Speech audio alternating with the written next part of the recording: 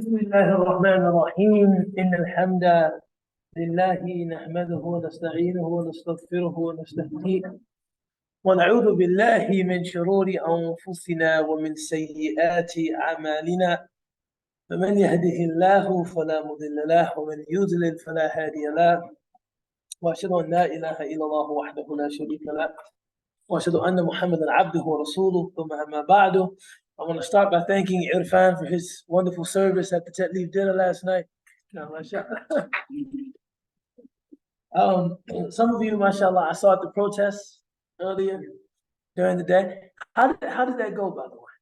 It was small, but a lot more diverse than in the past. Okay. I know it was really diverse. Yes, yes. Mashallah, no, it's very important. Well, thank you all for coming. This is the session in which we talk about the names and attributes of God, the asma and the sifat of Allah subhanahu wa ta'ala. And we have been going through the names, not exactly one by one, because some names, like Aliul Azim, is two names together. But we've been, going by them section by section, I guess theme by theme, if you will. And I thought that today would be, as opposed to just doing an absolutely open session, right, which we do often, right, because my days are chock full with different kinds of activity. Maybe today would be a good day that we could engage in some intentional conversation about the names and attributes. If anybody had questions about names, either something we've covered or something that they're just independently fascinated by or intrigued by or even confused by. So I wanted to open the floor. Any questions anyone might have about different names of God that they've come across, and maybe this would be a good session to discuss some of those names. It could be from names we've previously covered, or it could be from names we've yet to cover. So Bismillah. As opposed to the session being completely open. Are there any names, of course, the ones that like Al-Haq. Al-Haq is the truth. That Allah is the truth. It's interesting because, in Arabic, the word haqiqah means reality. If someone says fil haqiqah, that means like reality, in reality, or haqiqatan also means in reality. If we use it as hal, like haqiqatan, right? If someone just responds to a question, haqiqatan, that means really, right? So reality is that which is related to al-haq. It's related to the real, that God is real. And everything else is comparatively ephemeral or comparatively less real. In the English language, of course, English has all kinds of derivative roots, Latin, German, French.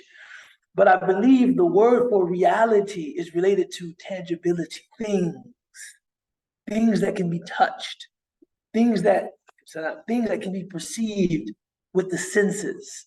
This is what is real, right? So even when we say in Arabic, reality, we're talking about that which is connected to Allah. But in English, when we say reality, we're talking about that which is connected to physical realities, tangibility, right? Realities that can be perceived with the senses.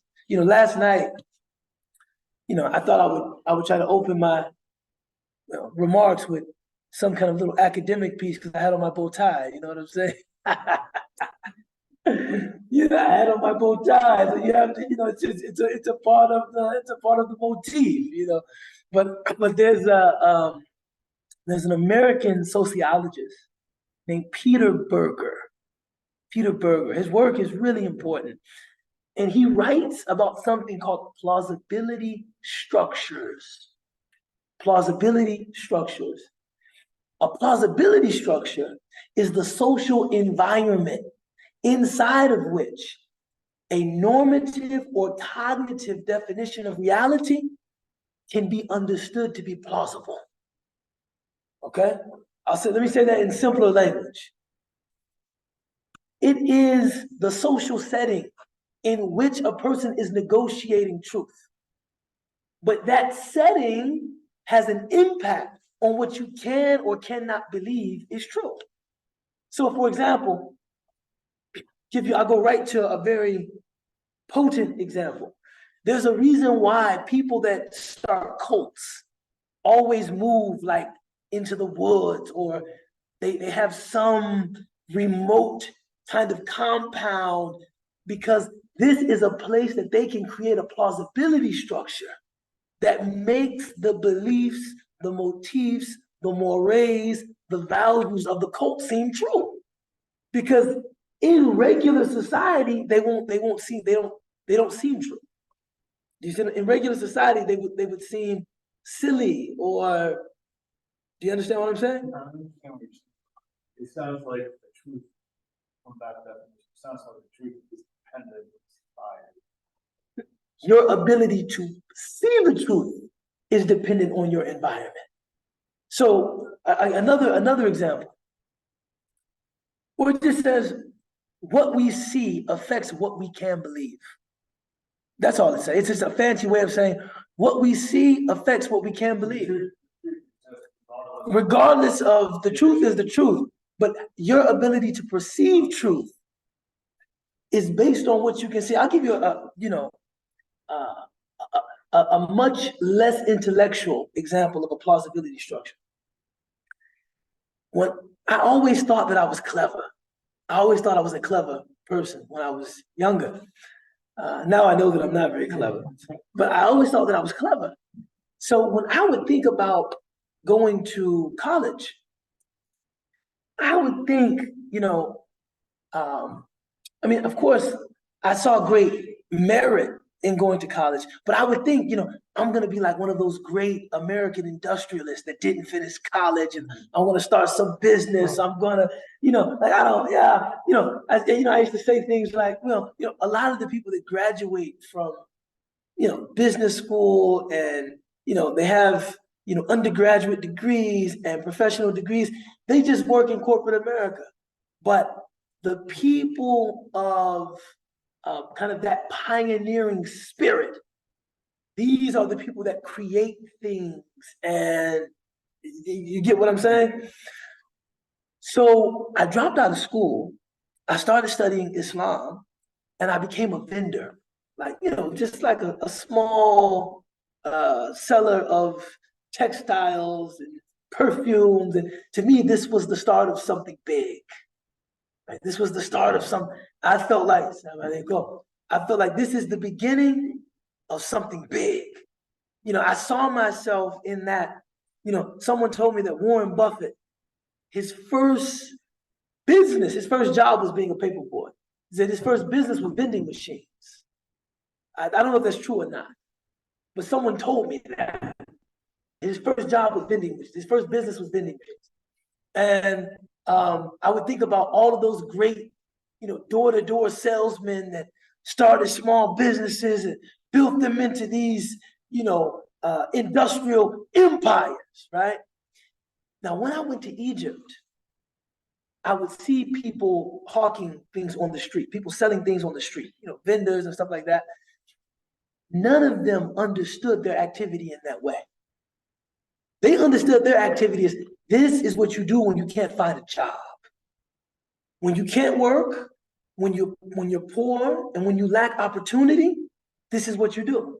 So when I would see them selling their goods at tourist locations, I would approach them with great esteem, and I would say to them things in Arabic like, hey, this is only the beginning, right? This is the beginning of something great. And they would look at me with complete confusion, like, beginning of something great? Because they did not have a plausibility structure that made that kind of upward mobility seem real. It doesn't seem real to them. I live in the United States of America. The rags to riches story, even if it's just a story, is a part of my plausibility structure that seems real to me. See, if I'm out on setting up a table in front of a currency exchange and I have my little perfumes out there, I can see, I have the plausibility structure in which I can see myself as this is Ray Kroc starting McDonald's. This is Warren Buffett starting Berkshire. This is like I can see myself like that. They can't see themselves like that. They don't, that's plausibility structure. See, there's something. Now, the truth is, God gives to whomever he wants, whatever he wants. And no one can question what God gives to his servants. But I have a social environment that allows me to believe in a rags to riches story. You see what I'm saying? In Egypt, they didn't have a social environment that allowed them to believe in the same thing. That's plausibility structure. So when Islam first final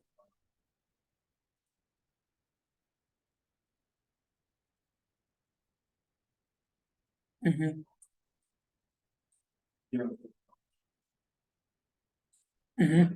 how do you understand And here's the, we could spend not all night talking about that, but all year.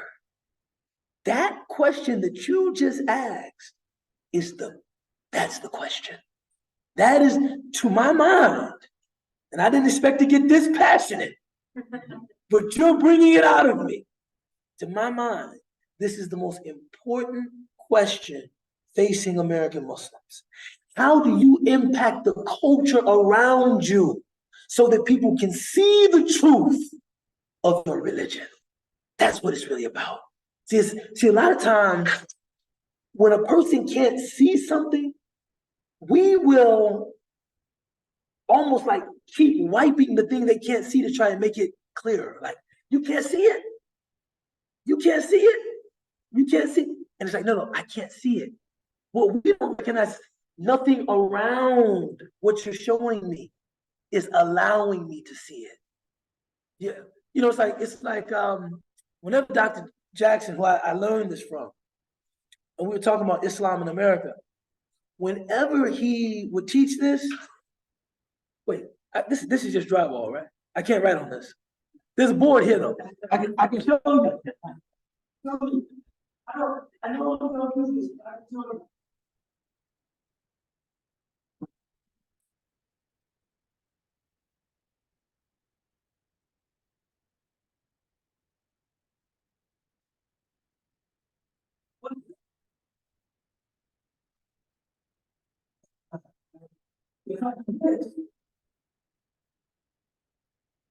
What do you call?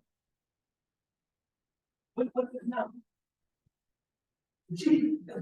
Anybody see that it's, even if it's not really hammer, but you will understand that it's a G. What gives you the ability to see it as a G and how and which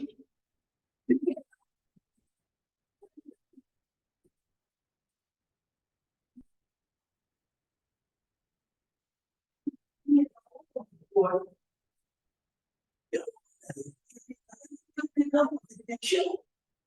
right? It could be a 9, it could be a G. What you see it as is impacted by what's happening.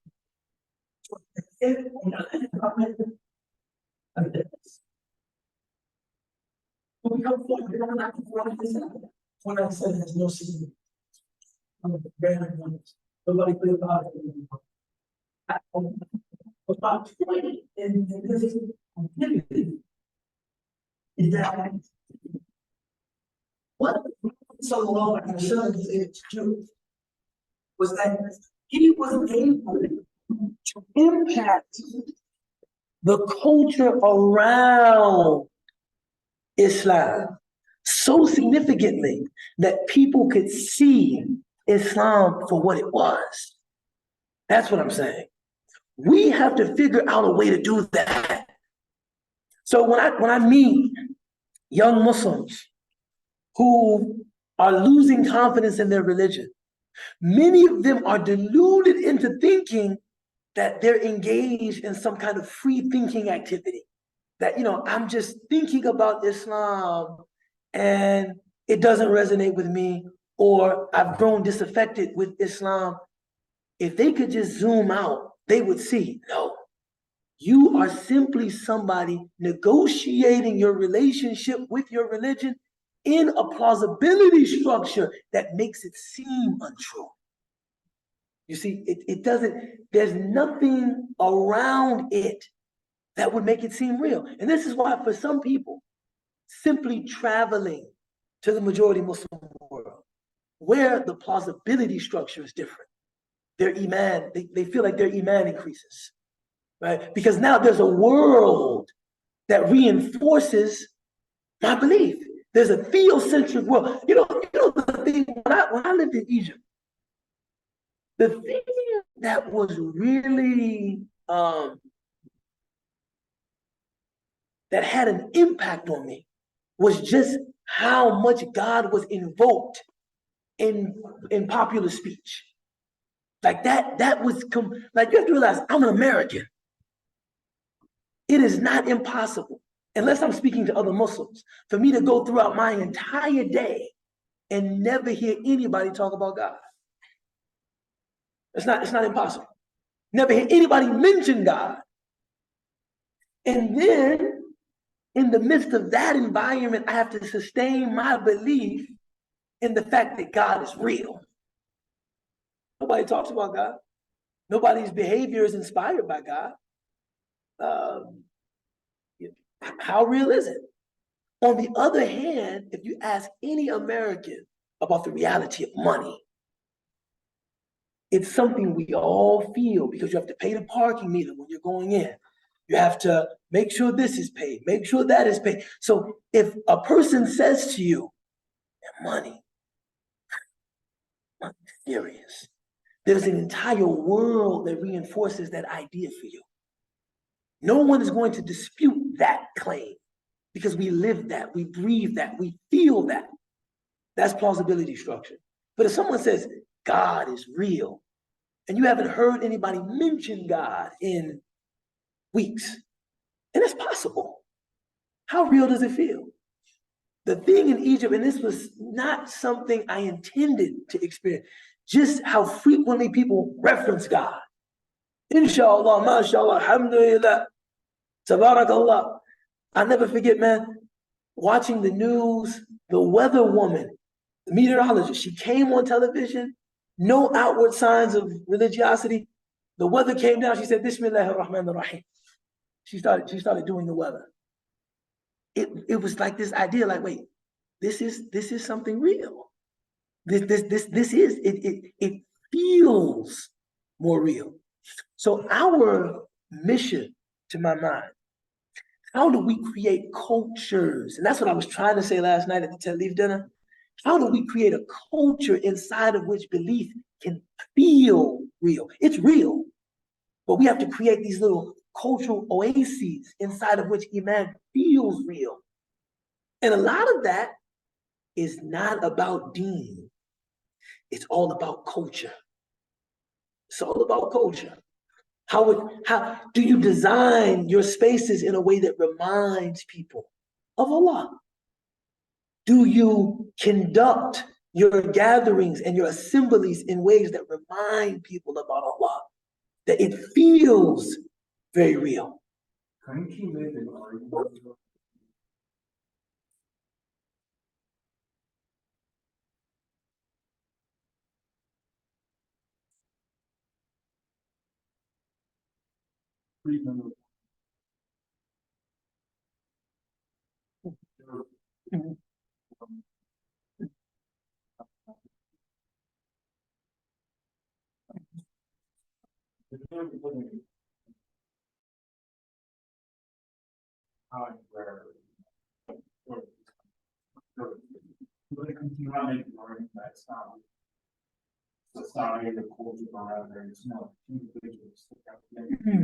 Well, no, I think it is societal, because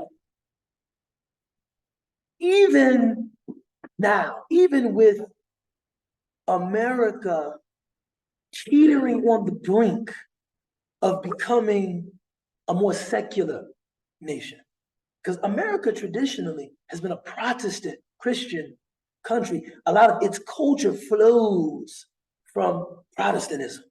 A lot of America's culture flows from Protestantism. Even now, and they probably don't like to admit it, Americans do understand Muslims.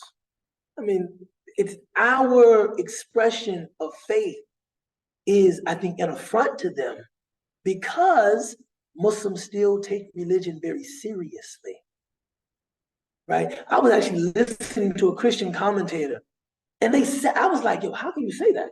They said, there's all sorts of things in the Bible, especially in the Old Testament, things about warfare, things about, male-female relationships, things about gender. Yeah, we understand the Bible's from God, but we're like, that's for the old time. We don't really take that seriously. Like she said that we don't really take that seriously. She said the thing that is really unsettling about Muslims is that they take everything in their religion so seriously. That and she was mentioning, very controversial things like virgins in heaven and, jihad as a responsibility. Like, she's like, I've talked to Muslims, physicists, scientists, people that you would think, okay, I know you have like a faith perspective, but you can't believe like those silly, exoteric. Esoteric means deeper, hidden meanings. Exoteric means apparent meanings. You can't believe like these silly, exoteric things that people in the medieval times believed. And she says, I'll have like a Nobel Prize winning physicist tell me as a Muslim, like, no, I still believe all that. She's like, it's unthinkable to her. Like, I do believe in my religion very, very seriously. And she's like, that's crazy.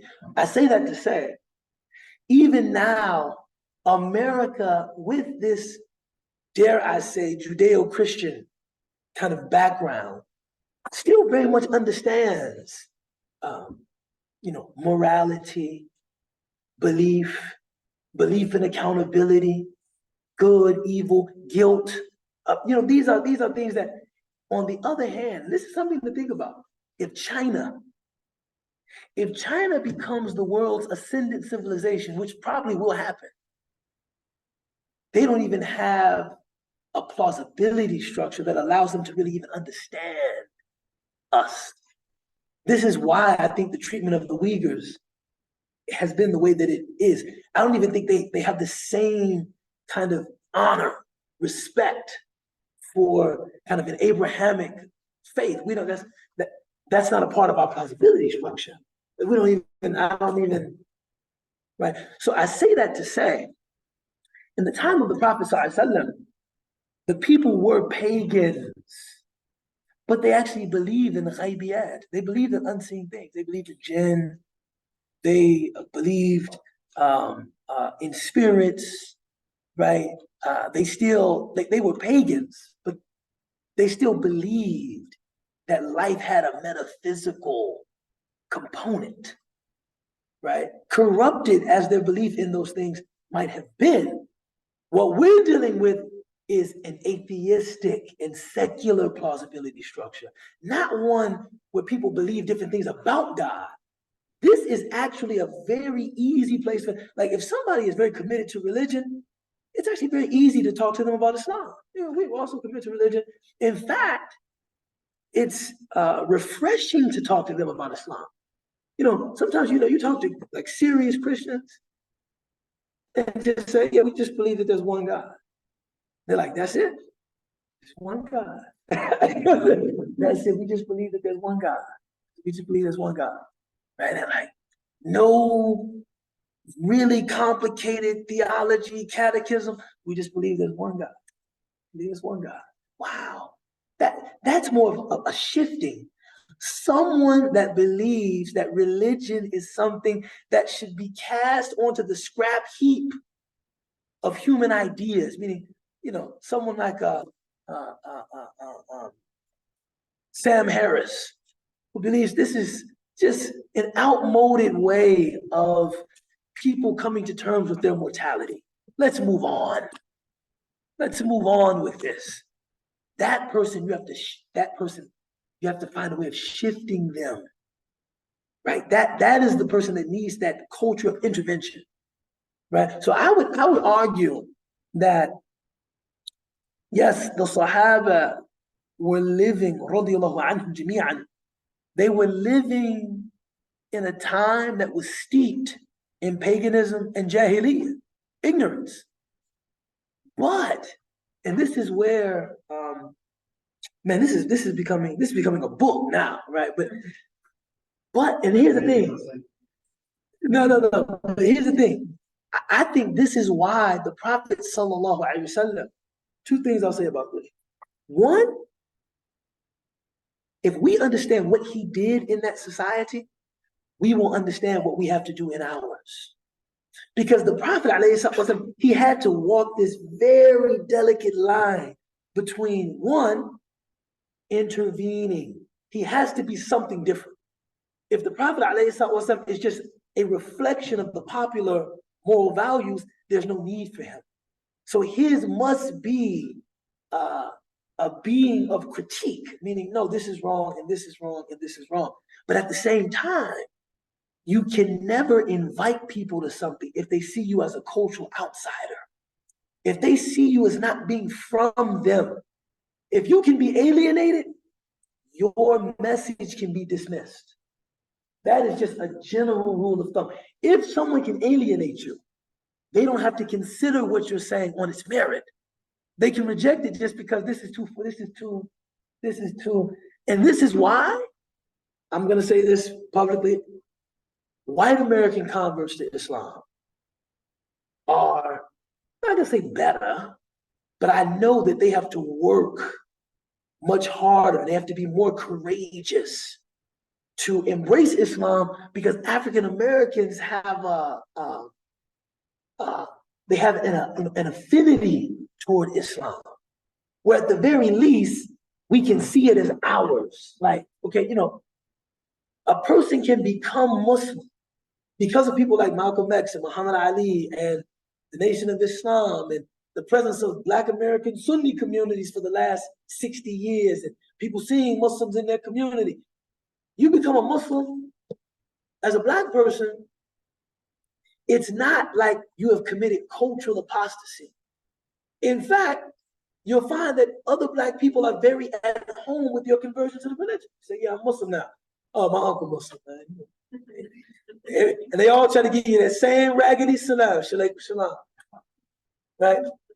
White Americans don't enjoy that same level of familiarity. If a white American becomes Muslim, their relatives will look at them like, why would you do so? They become incomprehensible to their family. Like, I mean, we knew you were into Black stuff, but we didn't know it would go this far. Like they just, it's kind of like, when it was like you liked hip hop, we thought, okay, she likes hip hop. Then you started getting into certain forms of political activism. We thought, okay, that's cool. I mean, I was in college in the 60s, so I was very much into activism as well. But you're Muslim now? Don't you think this is going? The only thing that indicates is that father, he can't even consider Islam because he's convinced it's not for me.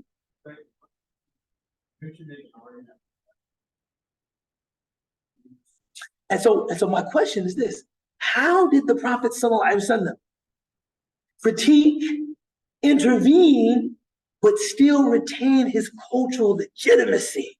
That the Arabs couldn't say, man, he's not even Arab.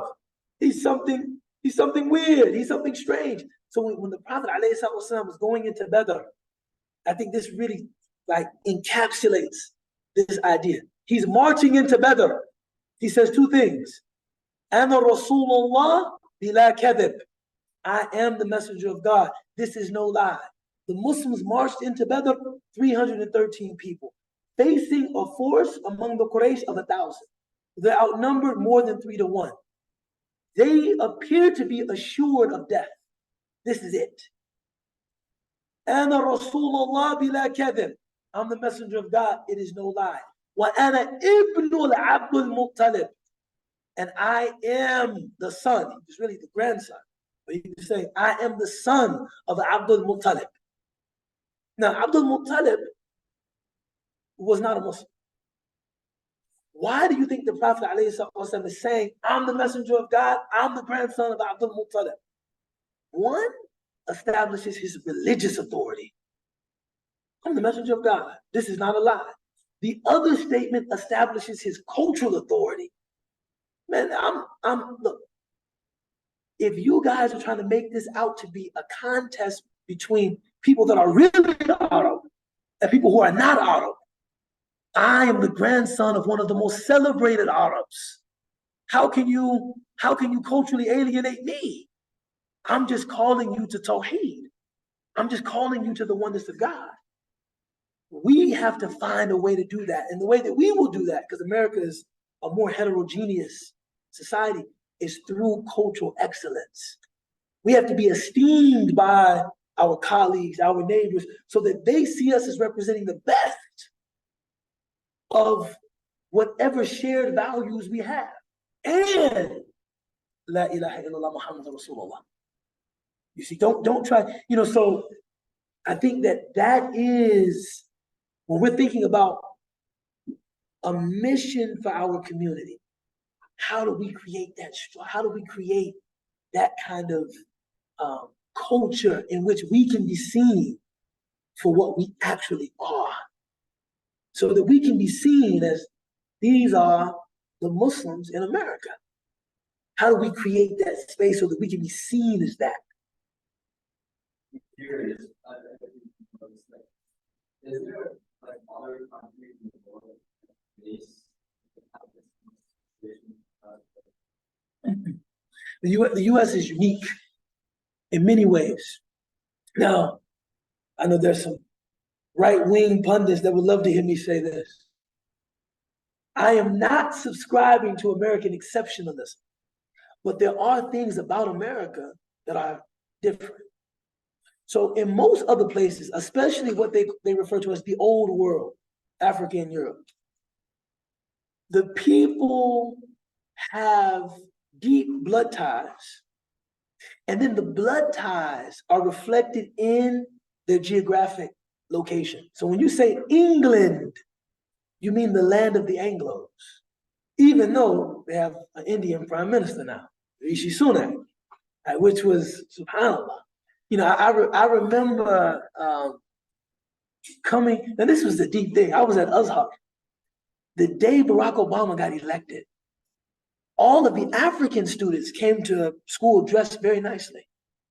And I said, who's getting married? That's not, because we came to school, we just have what we would normally wear. I said, who's getting married? They said, no, we're celebrating the victory of Obama, right? And one brother from the UK, he said, it's really remarkable. He said, because in the UK, this could never happen. Now this just shows you Allah does what he wants. فَعَالٌ لِمَا يُرِيدُ. He said, in the UK, there could never be a prime minister who wasn't British, right? It was like this was in 2011, right? There would never be a prime minister who wasn't British, because England is like connected with the English. France is connected with the French. This is why, like, you can say things in Europe that you could never say in America. When you looked at some of the French municipal resolutions to stop the building of minarets, they would say, these minarets offend French architectural taste, right? They can speak of their culture in that kind of static, concrete. You can never do that in America. Because America, even given its own mythology, is a land of immigrants, people coming together, not bound by blood, but bound by a commitment to the U.S. Constitution. Right? This is what is supposed to pull Americans together, that we are mutually authentic as Americans, in as much as we recognize the authority of the U.S. Constitution and celebrate our citizenship. So on the one hand, it gives you a little more opening because identity is not as closed as like in Germany. Like we're German. Everybody here is German. Identity is not as closed as it is. When someone says American, it's kind of like John F. Kennedy is a great American. Snoop Doggy Dogg is a great American. Snoop is great. If someone says John F. Kennedy is a great American, Snoop is a great American. And they couldn't be more different, right? I mean, so it's a little more open. On the other hand, you can't, I think, in America, because the culture is so diverse, it's not so cohesive. It's not like you're talking about one thing. You're talking about many, in America, to gain legitimacy among one culture of America is to lose legitimacy among another. That's the difficult, there are things that we could say right now on the south side of Chicago, and everybody would love us. Say, oh, the Muslims. And as soon as we're saying those, people in Lincoln Park will say, no, we don't like that, no. That's America, right? So, but I think that just gives us some very unique opportunities. Some very, very unique opportunities. But I do know that we need cultural geniuses, people that can tap into kind of, how Americans see the world, man, and give dawah from there, right? Meaning like, I went to the protest on Saturday, not because I typically attend protests. Nothing's wrong with attending protests. I want to make that very clear. I don't want to get canceled. But as someone who's thinking about Islam, thinking about faith, I wanted to just see, for people to give up their Sunday, right, and come and show their solidarity with our brothers and sisters in Palestine. I wanted to see what kinds of ideas inspire them. What kinds of things move you? And then I can go back into my little laboratory and just read and think, because my goal is to reach them. And that's what we see. I think our challenge is that we can't forget. And I say this in all seriousness, man. We must be a community of mission.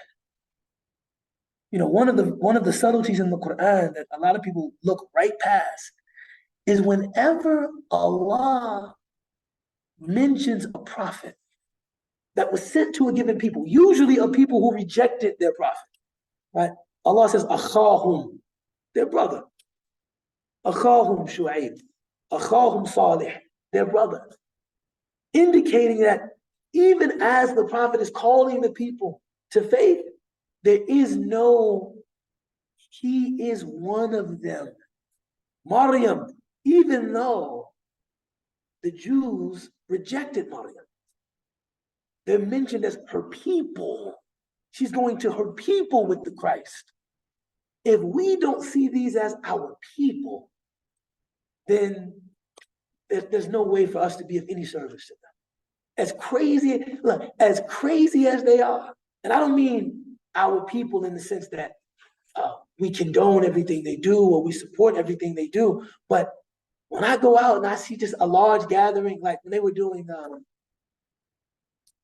Lollapalooza, I was downtown with my daughter, and I was just looking at the craziness of people, just the way they would dress for Lala, right?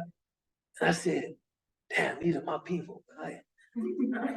I got to figure out how I can make Islam seem real. That's what I'm like, damn, these are my, and if you don't have that love, literally a kind of a tenderness and a compassion, you'll never be effective. Like, even I'm looking at them thinking, what that person, what inspires them to come out to a Taylor Swift concert in white cowboy boots? I was coming through downtown when Taylor Swift was performing at Soldier Field. Everybody's wearing white cowboy boots. Note to self: Taylor Swift equals white cowboy boots. And I'm trying to, I'm thinking, so I asked, Swifties, what is it with the white cow? What is it with the white cowboy boots? Everybody had on white cowboy boots. And nobody can really give me a precise explanation as to why so many people were wearing white cowboy boots. But an interest in those things is where you should be, not necessarily a participation, but just when you see a lot of Americans turning away from organized religion, but toward mindfulness and meditation, that should interest you. I wonder what that says. I wonder why that is. Because these are my people. I am trying to make Islam a viable alternative to things that we think are wrong with the status quo. Like in my living, I'm trying to do that. And I'll say this, and I don't want to put too sharp a point on this, but if we're not in America for the purpose of da'wah, and by da'wah, I don't mean like just giving out pamphlets and books, but trying to establish our religion in a beautiful, inspiring, and attractive way. That is the goal.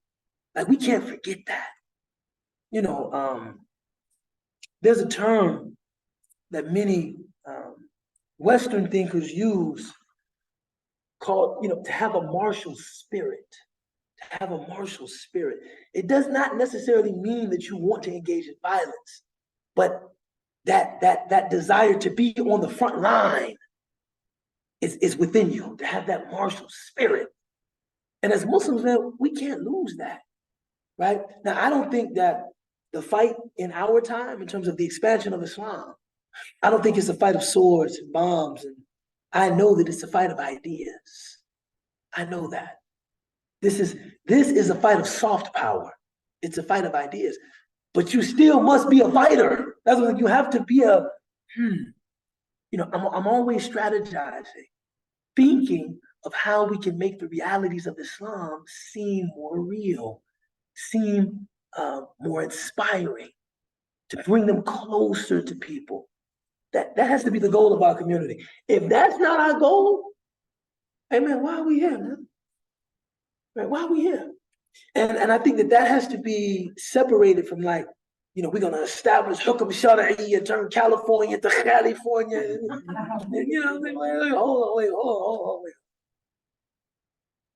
Wait. Let's just work on just changing our families and changing our neighborhoods and maybe changing our city. Trying to consolidate whatever cultural influence we can, right? Then maybe the California thing, 600, 700 years from now, maybe that becomes a thing. But focus on what you can within your sphere of influence. But you gotta have that martial spirit, man. I'm trying to do something here, right? It's kind of like, and there has to be a little competitiveness, a little ghairah, like a kind of, a protectiveness of Islam, where it's kind of like, no, man, I really feel strongly about the viability of Islam as, a choice for, modern people seeking some religious guidance. And I'm here to represent that. That's what I'm saying. I really think this is, one of the differences between being a convert and somebody born into a Muslim family, I chose to become Muslim. And I'm telling you, don't take this the wrong way. If I knew a better religion, I would leave this one, I would embrace that one. I'm doing this, it's not like I was grandfathered into this and I just I can't leave it and I got, no. If I knew a better religion, I would leave this, I would embrace that. If I knew a better religion, I just don't know a better religion. I don't know anything better than this. I don't know anything better than this.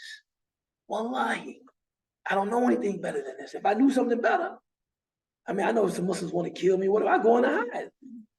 No, if I knew something, I don't know anything better. And I think that to represent that, it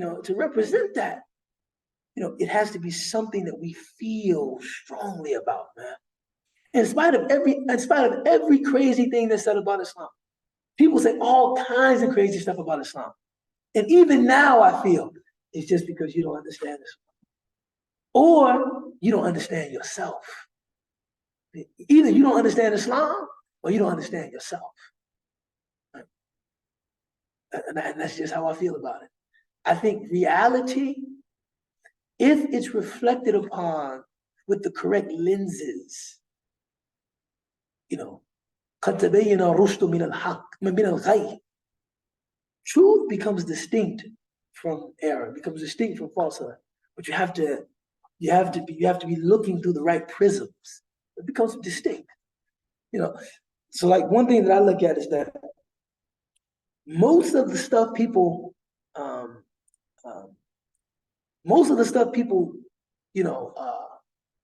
problematize or cast aspersions onto Islam concerning are things that in other areas they completely accept. It's no problem. In other areas, there's no problem. It's no problem. So they'll come and they'll say, like, what about jihad? What about jihad? But in every nation on the face of the earth, there's a just war theory. That even though we're Christians who are by scripture pacifist, we must have rules, most of them developed by not St. Thomas Aquinas, St. Augustine. Most of them developed by Christian thinkers. When is it okay for a Christian to take up arms to defend themselves? I guess I'm saying this to say, do you really have a problem with the mention of jihad in our scripture? No, your communal existence reveals that, no, there must be rules in terms of how we engage warfare. In our faith, we don't have to look outside of the faith practice. We can look inside of the faith practice. What about that makes you uncomfortable?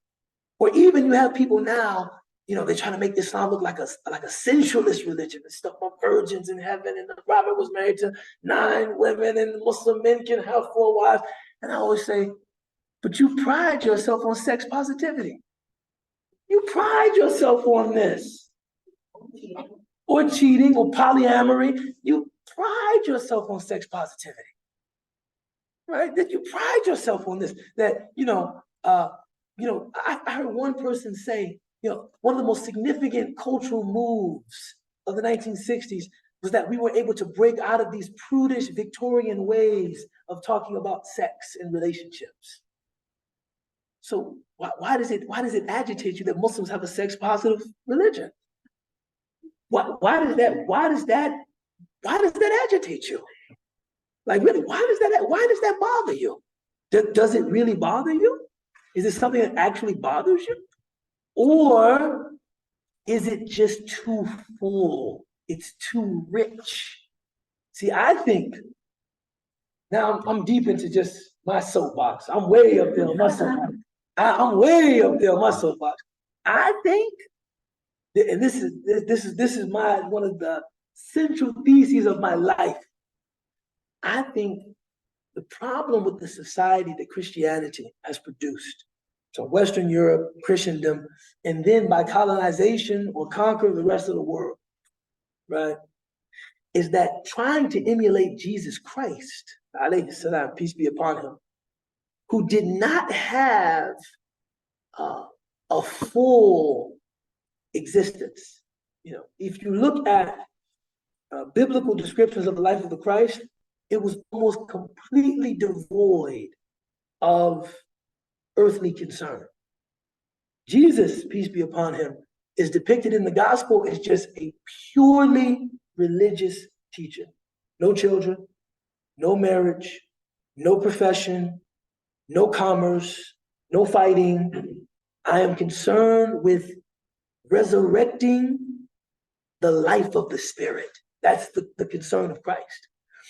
A people who adopts Jesus as a model does not say that none of those other facets of life, sex and relationships and family and commerce and trade and warfare and culture and art, they don't say that those things aren't important. It's just they have to look elsewhere for those things. We have to look to other guides for those things. So we have our artists, we have our warriors. It's like people talk to me about jihad, and then today is Veterans Day. Right? We have our warriors that we esteem.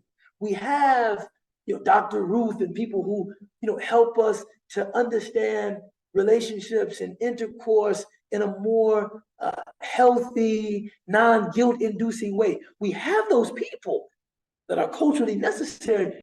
We just don't have them in Christ. Christ is just something like completely distinct from that. So we go to Christ for just kind of religious significance, and then we go to everything else for every other part of life. And with Islam, I say this in conscience, you can get all of that from the Prophet. You can get it all from the Prophet. You don't need like the Prophet and St. Augustine to give you a just war theory, or the Prophet and the 1960s to give you sex positivity, or the Prophet and, Shakespeare to give you art. The Quran inspires art. It is, so it's almost like, do you really disagree with kind of the culture and ethos of Islam? Or is it that you are incapable of seeing all of that in one package? But you can accept it if you like spread it out. If you spread it out into other places, then it's like, okay, yeah, sure. That's fine. But if you put it just in kind of a religious guise, it offends something in the Christian sensibility, something and to talk about like a prophet and romantic relationships, something about that offends them. But they can go to church and then go to some like relationship guru right after that and talk about romantic relations. That doesn't bother them, And this person can, that's fine. To talk about a prophet and martyrdom, something about that offends their sensibility. But you could go to church and then talk about Nathan Hale or some other great, or Patrick Henry or some other great American martyr, right? And that's okay. But not mixing them. And so I really think a part of what we have to do is just show people that, look, we actually have what you're looking for. It's just that it's a concentrated dosage. Sallallahu alaihi wasallam. It's all there, but nothing that you're not accustomed to engaging anyway. Yes. So I understand everything. Like, Where do you disagree? That's what I'm concerned. yes, very good.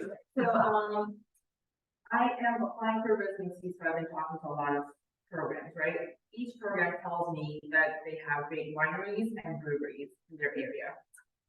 So I'm thinking, how am I going to find a common ground with these people when the culture is so embedded with drinking and nakedness, all that stuff, without compromising who I am and showing what my religion is when they are denying everything, it's very difficult. Spiritually. It's very difficult because, to some degree, and I don't think they do this consciously, but, for some people in America, career is like religion. And some people want to see how far are you willing to go. It's almost like they know what they have. Like, you are pursuing one of the most esteemed professional degrees in the world. And if this degree is conferred upon you, you will never go hungry again in your life.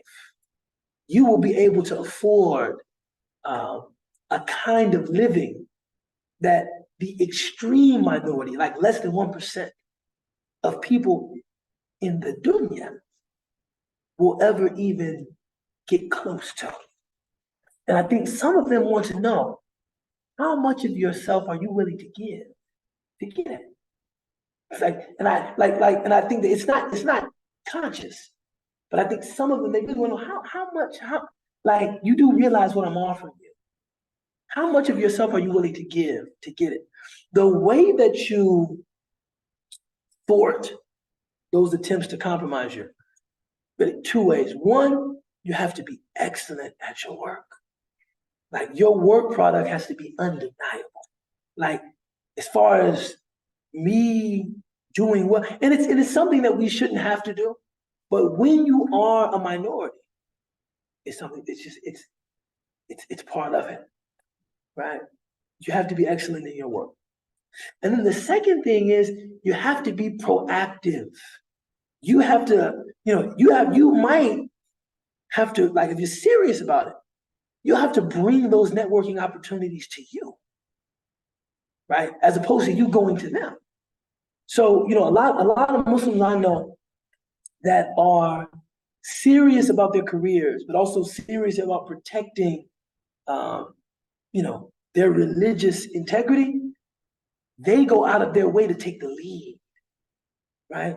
So that if they do, so I like a guy who, anytime there's lunch, he wants to sponsor lunch. Guys, I'll get us lunch, so I can make sure the meat is halal. You see, any Friday, he's the one coming in with donuts. He's the one coming in with donuts, right? Any colleague that he has, especially because this is a big bearded man, especially women who, of course, might, like, it would be very easy, perhaps, given some of the stereotypes, to think, he's a misogynist, he devalues me as a colleague. He goes out of his way to make sure that the lines of communication are open with respectful distance, but the lines of communication are open. I try to be a good colleague. So when I say I don't attend Christmas parties in which wine is being served, not telling you not to have a Christmas party. I don't attend those kinds of parties. Nobody can doubt, how hard I've worked to really integrate myself into the culture. Every place that I could. This is simply a place I'm unwilling to go because of my convictions. And, it's amazing, just practically speaking. And this just shows, like you're talking about plausibility structure. We live in a deeply therapeutic culture. So therapy of different kinds. Our therapy of different kinds is very respected. People that are trying to rehabilitate themselves, we have a great honor. We have a great esteem for people like that.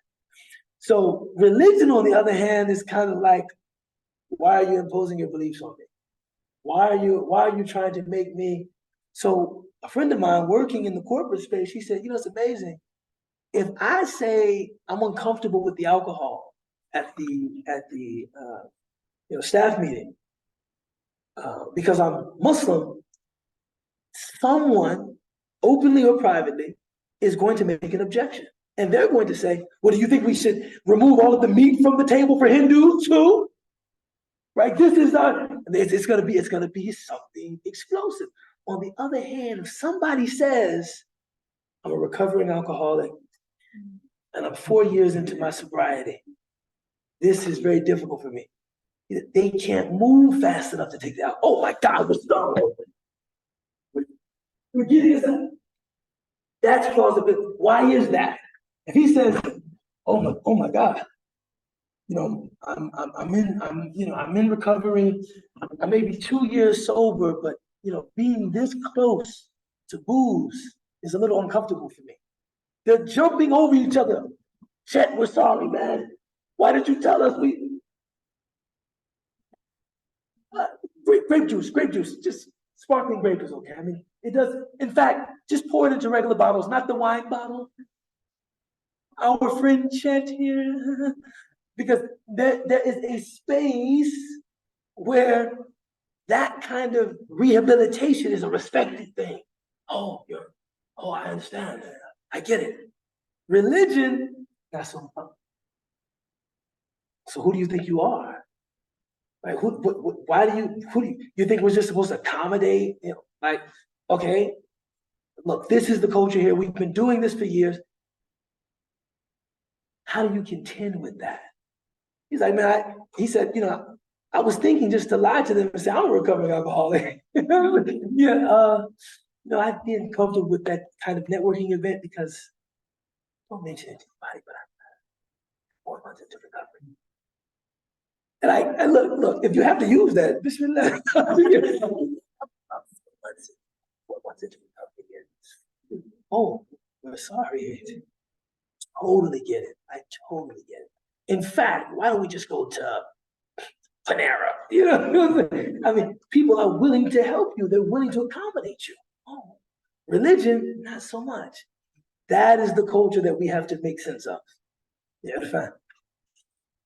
So, this is the first question I'm asking is, if two people are different context and are resolving it, what informing process would you suggest for you? Mediators, man. Mediators. Mediators. I think that, you know, you know, the nafs, nothing exposes the vulnerability of the ego like argument. Because at some point, any two people arguing, unless they're spiritual giants, like she is just a spiritual giant, something in them hardens toward the other, where you're incapable of hearing anything from them. Like it's not even what they're saying, it's just the fact that they're saying it. If it's coming from them, it must be wrong, because they're wrong. You get a mediator in the room who, you know, they don't have that same kind of averse reaction to the media. And it's amazing. Any married couple, any two people that have disputed, you get a trained mediator that says, no, I mean, I'm sure you can kind of understand where he's coming from. All of a sudden, the sensibility comes right back into the space. Yeah, no, I can see that. I can see that. I can understand how she interpreted it like that. No, I can see how he might arrive at that conclusion. The reason being is that the mediator is simply a person that both of them can listen to. Because they don't have mediator didn't do anything. You're not angry at me. So if I say something and it rings true, you can acknowledge it as true. Like, yeah. If the person you're arguing with says the same exact thing, but no, just a mediator, man. Someone who, and it doesn't have to be somebody who's formally trained. Sometimes it is merely a person that just sits there, right? Because even for me, when I've been in, mediation, just to hear the person saying their grievance to another person, not to me, you hear it like, damn, I said that. Ooh. You know what? I do apologize. You're like, just to hear them say, then he said this, then he did this, and you're like, ooh. Huh. You know, second thought, we can end this now. I was wrong. But as long as the person is talking to me, my defense is up. I'm not letting anything through. Nothing you say can reach me. No. Because I think we often interpret argument as an attempt to invalidate us. And one skill that I haven't mastered, but I'm learning that good listening is not arriving at like these absolute conclusions of true or false. See, usually when two people are arguing, and this is, by the way, I want to talk about my marriage. This is the truth. I've recognized that when two people are arguing about something, you might not acknowledge their final conclusion. Like after they say all of their issues and they say, therefore, you only disagree with the therefore, but all of the other feelings that they've articulated, you don't want to invalidate those too. So being able to listen to, okay, maybe the way you're interpreting this, I don't agree with, but the fact that you were hurt, the fact that you were offended by something I did, the fact that you didn't like something I said, that's all real, right? That's all real. And I think that when the mediator comes into the room, some of that psychological space opens, where it's like, you don't have to wholesale accept, wholesale reject. Sometimes just acknowledging, this I didn't like, this I didn't like, this offended me, this caused harm. And rather than culpability, who was wrong, who was right, how can we repair some of that harm? right? If you thought that what I said indicated that we're not friends or that I don't value your friendship, that's not true because I do value your friendship. If, me calling you a low down, dirty dog indicated that I think that you are of the canine variety, that's not actually true. That was mostly a reflection of my anger and my frustration. So we can kind of unpack some of those things. You know what I'm saying? So just get a mediator. But I think the wisdom is in recognizing when two people have gone as far as they can. And that's my tripwire. Because I'm one of those people, I get paid to talk. I think I can achieve anything with talking. So I'm always you just don't understand. So now I gotta talk for 2 more hours. Like you just don't get it. So you understand what I'm saying. And someone also told me, give up belief that you can convey everything in speech. Sometimes a person gets to a place where, look, this has gone as far as it's going to go without a third person coming in. We're not going to get anywhere like this. The faster you can recognize that, the more of the emotional bond that you can salvage. Right? The faster you can recognize, okay, we're not getting anywhere like this. We've been talking for 2 hours. We're only actually moving further and further apart. So let's just stop. Ask somebody to help us come in and let's see if we can, talk about this, come to terms. Right? That's what I think you should do. Other questions?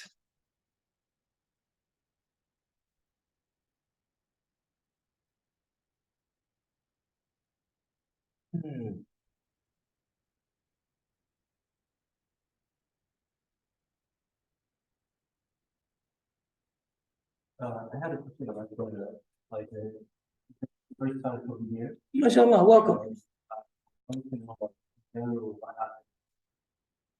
These classes. This is a class about the Asma and the Sifat, believe it or not. But this is a class about the Asma and the Sifat.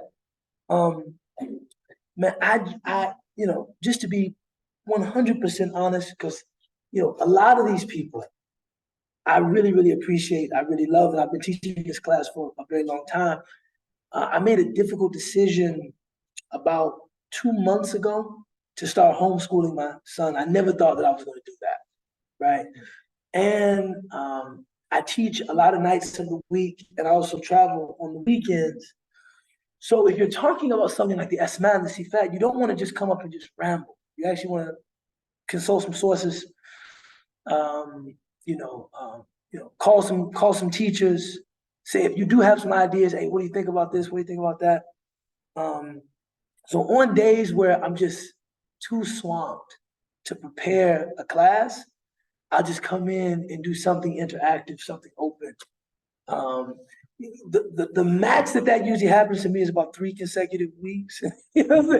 Usually after then we're back to actually using a book and actually going through a formal class. Today was one of those days where I left the floor open. I do think that teaching a book is enjoyable, but I really enjoy these conversations. If anybody regards them as a waste of their time, I do apologize for life. And I should be more serious about my job. I should be more serious about my job and make sure that I have something prepared as this is what I'm hired to do. Sometimes, however, as opposed to just canceling the class, say like, I don't have a lesson plan, we're canceling. I just come in and say, these are very, very intelligent people, deeply engaged with their faith. I'm sure there are questions in the room that we can begin to discuss as Muslims, and maybe we fill up the time like that. But this is an actual class. Okay, what is the book? The book? I'm using a book. It's a newer book. It's a newer book. It's called.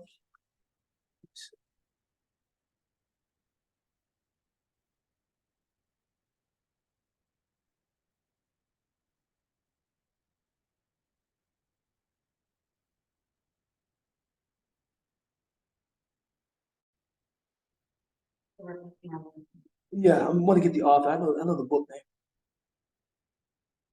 the author, she's a woman, mashallah, very good writer.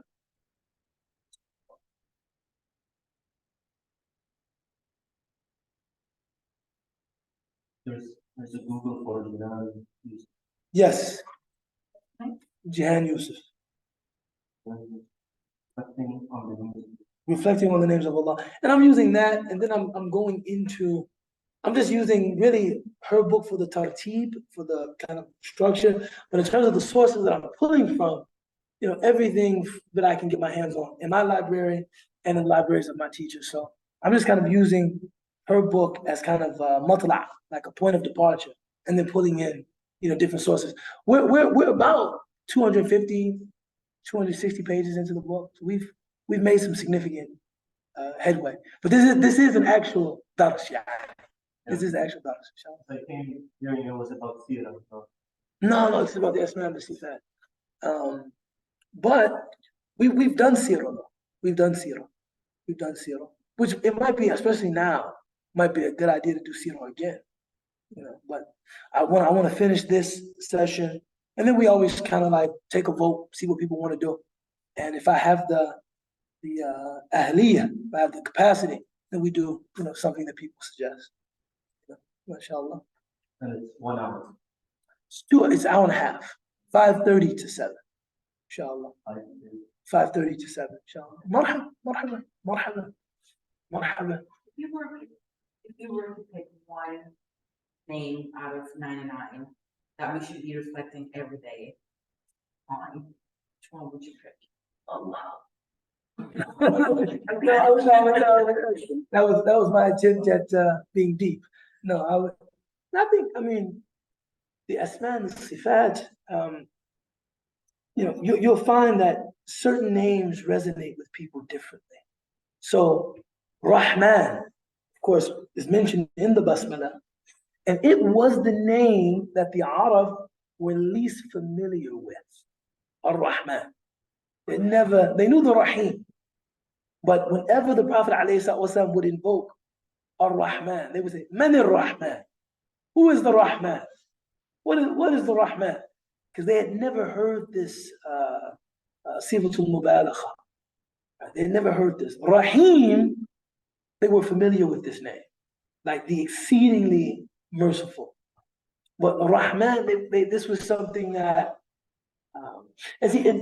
so whenever I think about Rahman as a name, I think about its ability to confound the Arabs. Like, what did he just say? Like, that is a proof of prophethood for me. Like the idea that a person can introduce cultural concepts, ideas that are so fresh to people that it leaves them scrambling, like, yo, what? Like what is he talking about? Like, what does he mean? Rahman, what is Rahman? So Surah Al-Rahman is revealed to answer the question. They were all asking, Rahman, what is that? Rahman, we've never heard of Rahman. We know Rahim, Man al-Rahman, who is Rahman? So Allah Ta'ala reveals Surah Al-Rahman. That name has a very deep significance for me. And of course, the Rahman refers to God's all-encompassing mercy, whereas Rahim refers to God's special mercy, right? He's with the believers, Rahim, but he's with all of the khalq, Rahman. You know, so I have a deep connection to Ar-Rahman. I think we should reflect on Ar-Rahman regularly. And if we say our prayers, we're probably reflecting on Ar-Rahman daily. MashaAllah. Yes? I would sort of address the answer the question in the conflict of free destiny versus free will. In Islam, like especially the people that like are not very familiar with religion, like I've always chalked it up to like a leaf wrong situation, or I don't know what it is. Yeah, well, here's the thing. That's actually a solid explanation. You know, some people say that. Now you've had many. I've actually read explanations of 3 principal Islamic schools of theology. The Maturidis have an explanation, the Ash'aris have an explanation, and the Hanabila, they all have explanations of how we're to understand this. What I understand from all of it is that God is responsible for decreeing all of our actions. Meaning, it's not simply that, we perform our actions and God allows us to. No. It's not that you threw when you threw, but Allah threw. Everything that happens by not only the permission of Allah, but the qadr, the qudra, the taqdeer, the qadr of Allah subhanahu wa ta'ala. However, we have from our actions something called kasb, meaning what you do is a reflection of what you choose, how you choose to live your life, the choices that you make. How I explain this to my children is accountability and free will are something that we live. We live them. If somebody comes to me and asks me, do I feel morally responsible for my choices? The answer of every sensible person is yes. I would feel it inauthentic to blame fate or destiny or God for something that I've chosen. If I chose to, commit a crime, I would feel inauthentic, say, no, it wasn't me. It was God. God made me do this. God wrote this. Don't blame me. None of us actually engages accountability in that way. We accept accountability. This is why I pay my parking tickets. This is why I apologize. When I do something, I say, I'm sorry. No sensible person commits an irtikab and says, what, you want me to apologize? Ask God to apologize. He's the one. Nobody does that. No one does that. So accountability is something that we know. We feel it. We know it.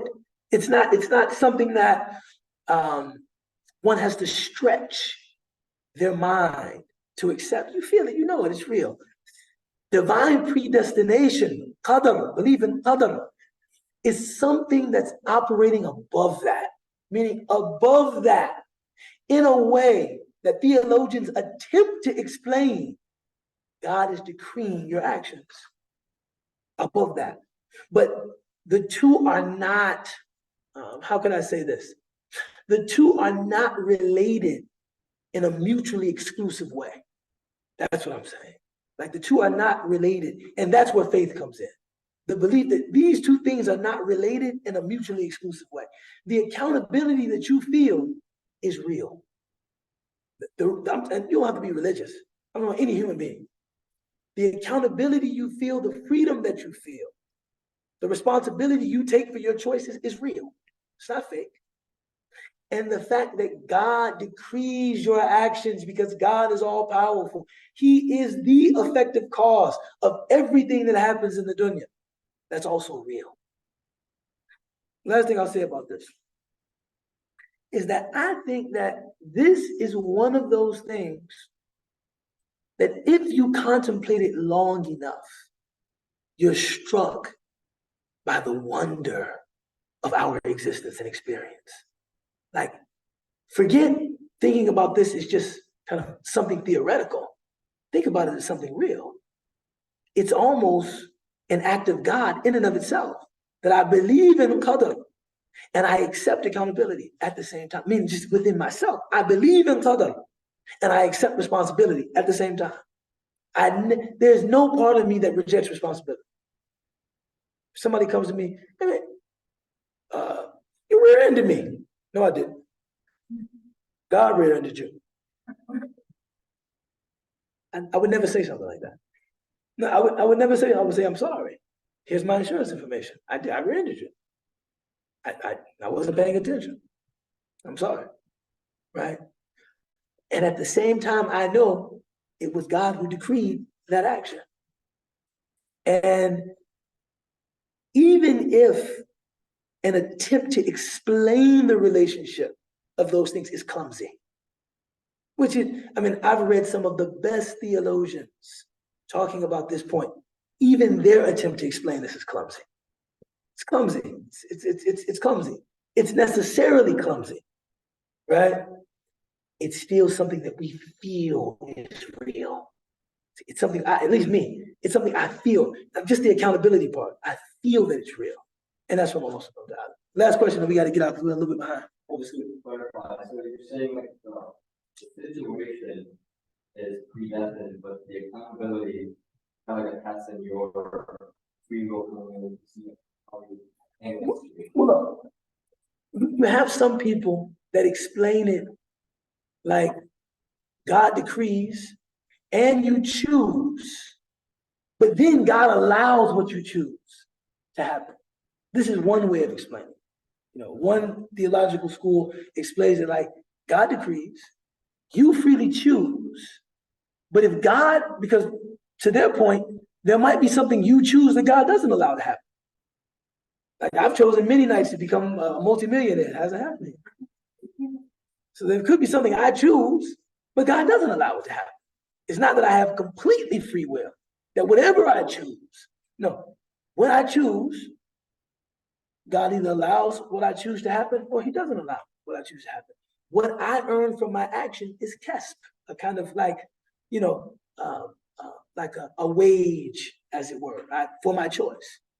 However, a lot of that theological language, again, I think is a little bit clumsy as someone that has been exposed to that language a little bit. And what gives my heart more rest is just reflecting on experience. You know, when I ask people, when you're held accountable for things, do you feel like you're being cheated? Do you feel that there's something wrong with somebody holding you accountable for what you did? Do you feel like you didn't have a choice in it? I just, you know, I was just a leaf in the wind. No, right? No. There was a group called the Jabariya. They used to believe this, that human being is just a leaf in the wind. No, nobody that I know looks at their life and their choices in that way. Right? So, Bismillah ar-Rahman ar-Rahim, wal-'asr, inna al-insana lafi khusr, illa alladhina amanu wa 'amilu s-salihati wa tawasaw bil-haqqi wa tawasaw bis-sabr. Subhana rabbika rabbil 'izzati 'amma yasifun wa salamun 'ala al-mursalin walhamdulillahi rabbil 'alamin. All, sister, all the best in your residency. Donuts, man. Donuts, pizza. Donuts, pizza. Hey, guys, instead of going there, why don't you come to my house for the networking event?